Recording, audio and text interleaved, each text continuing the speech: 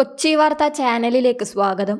നടപ്പു പാർലമെന്റിന്റെ അവസാനത്തോടെ രാജ്യത്തെ നെറ്റ് മൈഗ്രേഷൻ ഗണ്യമായി കുറയ്ക്കുമെന്ന് UK പ്രധാനമന്ത്രി കെയർ സ്റ്റാമർ അറിയിച്ചിരിക്കുകയാണ്. ഇന്ത്യയടക്കമുള്ള രാജ്യങ്ങളിൽ നിന്നുള്ള കുടിയേറ്റ മോഹികൾക്ക് വലിയ തിരിച്ചടി സമ്മാനിക്കുന്നതാണ് ഈ പ്രഖ്യാപനം.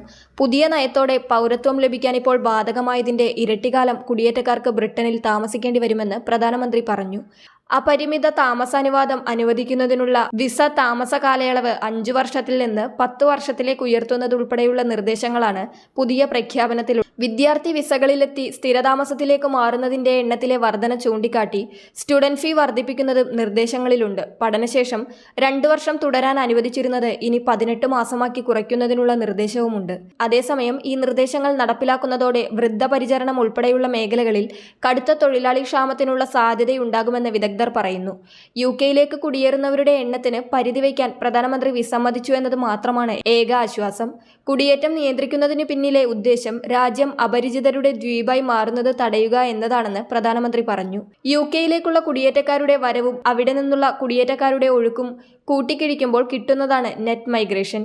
ഇത്തരത്തിൽ രാജ്യത്തെ നെറ്റ് മൈഗ്രേഷൻ ഗണ്യമായി കുറയ്ക്കുന്നത് കേരളത്തിലെ ഉൾപ്പെടെ ഇന്ത്യയിലുടനീളമുള്ള വിദേശ പഠനം ആഗ്രഹിക്കുന്ന വിദ്യാർത്ഥികൾക്ക് തിരിച്ചടിയായിരിക്കും. കൂടുതൽ വാർത്താ അറിയിപ്പുകൾക്കായി കൊച്ചി വാർത്താ ചാനൽ സബ്സ്ക്രൈബ് ചെയ്യുക.